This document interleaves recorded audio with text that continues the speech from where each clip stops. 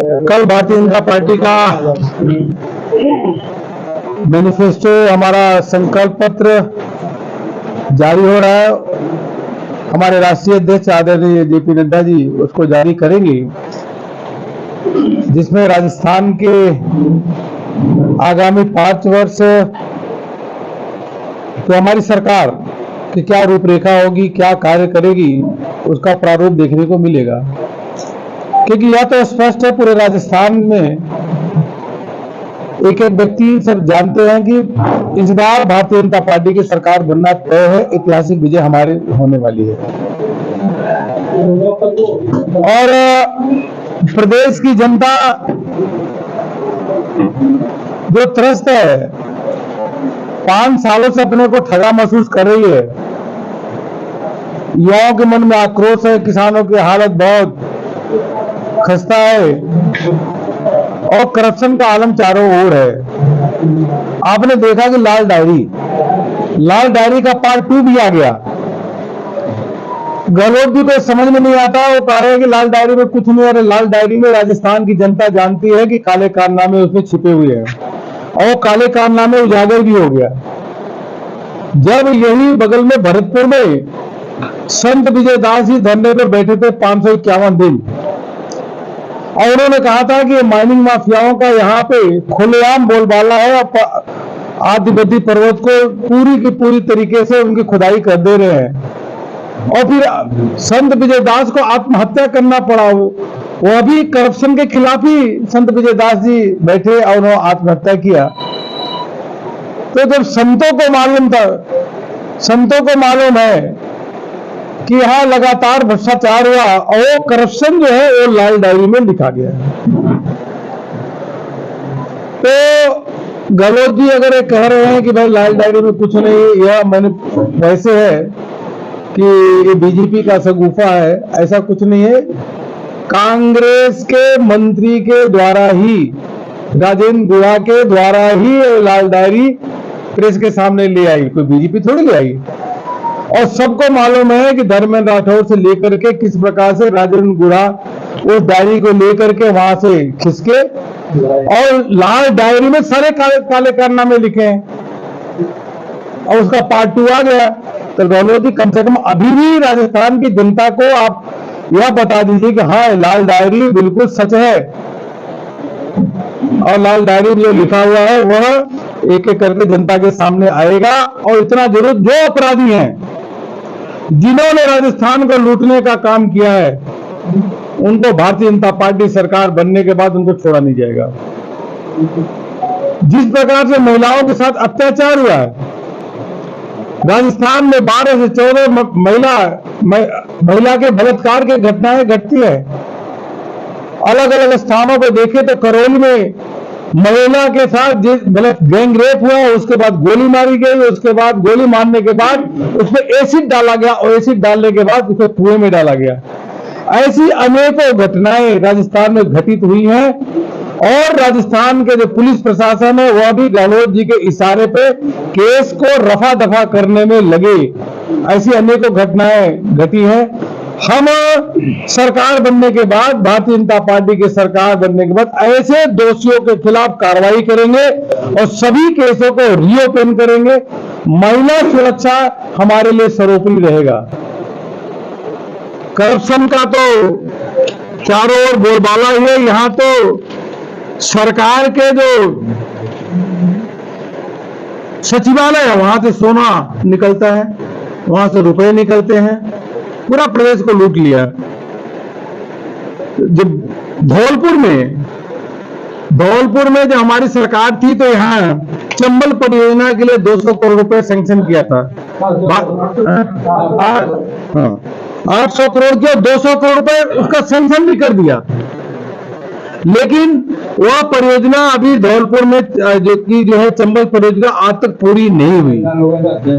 6 साल हो गए, 6 साल में आज तक पूरी नहीं हुई। इसका मतलब अगर आप 6 साल में हमारे समय सैंक्शन की हुई, पैसा दी हुई, अगर रुपए को आपने उपयोग नहीं किया तो आप धौलपुर के लोगों के आसपास के जो हैं उनको इसका मतलब पानी आप देना ही नहीं चाहते। तेज गति से काम होगा और चंबल परियोजना को शीघ्र पूरा करने का काम ये भारतीय जनता पार्टी की सरकार करेगी। इसे हमारा संकल्प भी है। और हर घर नल से जल, यह प्रधानमंत्री मोदी जी का संकल्प है कि हर व्यक्ति को शुद्ध पीने का पानी मिले। लेकिन पूरे देश भर में तेज गति से काम हो रहा है और आम व्यक्ति को शुद्ध पीने का पानी मिलना शुरू हो गया है।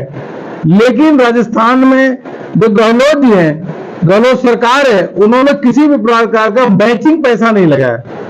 जब सरकार भी अपना मैचिंग पैसा प्रदेश सरकार लगाती है तो परियोजना तेजी से उस पर काम होता है। तो लोगों को शुद्ध पीने का पानी गहलोत जी और गहलोत के सरकार के मंत्री ये देना ही नहीं चाह रहे थे, इसलिए उस पर भी इन्होंने तेजी से काम नहीं किया और जो काम हुआ उसमें भी घोटाला हुआ।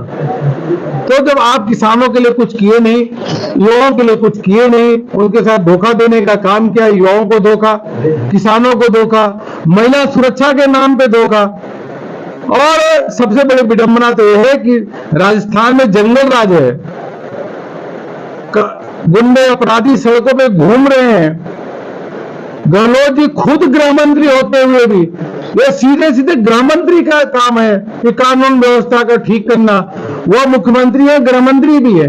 हमने कई बार बोला था कि गहलोत जी आपसे नई चीजें संभल रही है तो आपने गृह मंत्रालय से इस्तीफा क्यों नहीं देते थे, लेकिन उन्होंने इस्तीफा नहीं दिया। और तो और विधानसभा में एक बार भी कानून व्यवस्था के बारे में, पूरे विधानसभा के 5 साल सत्र निकल गया, एक बार भी विधानसभा में स्वयं गहलोत जी कानून व्यवस्था को लेकर के एक शब्द नहीं बोले। पूरे सब विधायकों ने, कांग्रेस के विधायक और मंत्रियों ने खुलेआम लूट मचाई है और इनके ही कहने पे सारे अधिकारी की पोस्टिंग हुई है।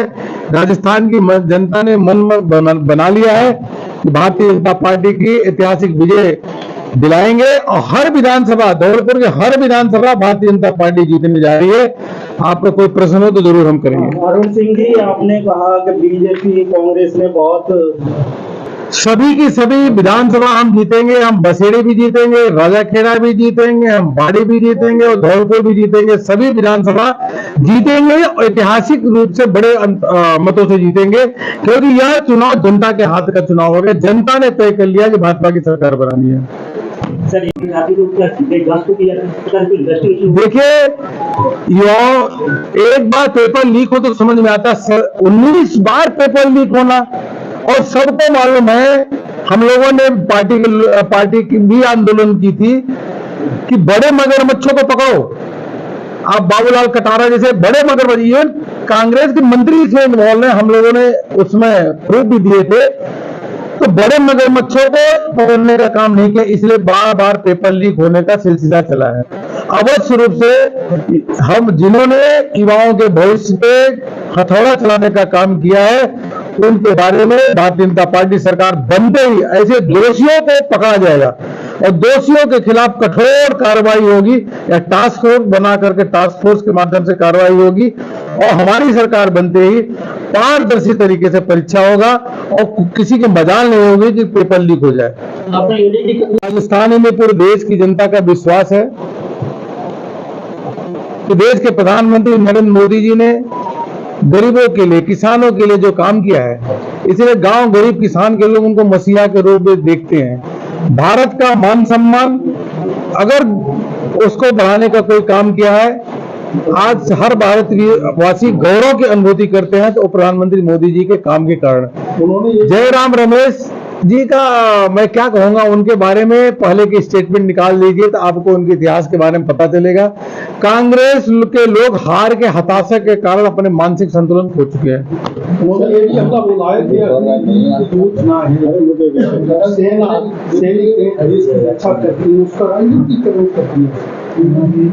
कोई राजनीतिकरण नहीं कर दिया। गहलोत जी अपना जो हमारे जयराम रमेश जी गांव में जाकर के देखिए, प्रत्येक गांव का व्यक्ति ये बोल रहा है कि ये आवास प्रधानमंत्री जी ने दी है। लोग बोल रहे हैं कि आयुष्मान भारत का कार्ड प्रधानमंत्री जी ने दिए। यह लोग बोल रहे हैं कि हमको 5 किलो अनाज देने का काम मोदी जी दे रहे हैं। गांव में जाके स्थिति देखें तो गहलोत जी को पता चलेगा कि एक एक गांव के लोग मोदी मोदी कर रहे हैं। मैं तो कहूँ जयराम रमेश जी, आप भी मोदी मोदी करना शुरू कर दो। बहुत सारे कांग्रेसी मोदी मोदी करना शुरू कर दिए हैं, आप भी कर लो, उसी में भला है। सर, जो बीजेपी का रथ यात्रा निकली थी उसमें जो समस्याएं जो जनता के सुझाव आए थे उनमें से धौलपुर जिले में कितनी समस्याओं को शामिल किया गया था? वो मैनिफेस्टो की एक कमेटी है, कल उसमें सब आपको दिखेगा। सर ये पूछना चाह रहा था, जैसे सेंट्रल में गवर्नमेंट स्टेट में आती है तो यहाँ चंबल शहर जो बनता है, आज दुनिया जितने भी लीटर लोकल के हैं आप पूछिए लोगों में, जब भी स्टॉक इस तरह पर जिसका एक बेटा उसको चला गया, उसके 10-20 दिन 2 मोटर में, उसके 5-6 दिन 2 रिक्शा की मौत हुई, ये आए दिन घटना होती रहती है। इसके लिए आप क्या करना चाहेंगे? मैं इतने कहूंगा कि बगल का राज्य उत्तर प्रदेश है, वहां भारतीय जनता पार्टी की सरकार है, योगी जी मुख्यमंत्री हैं, इस प्रकार की घटना वहां क्यों नहीं घटित हो रही है? वहां भी तो बहुत सारे नदियां हैं, वहां भी बालू का कारोबार होता है। कानून का हनक होना चाहिए, कानून का दबदबा होगा तो इस प्रकार की घटनाएं नहीं घटित होगी। भारतीय जनता पार्टी का सरकार बनने के बाद कानून का राज होगा और ऐसी घटनाएं नहीं घटित होगी, बिल्कुल यह मान के चलिए। वहाँ पर यूपी में लीज पर दे रखे हैं, ये पूछना चाहिए।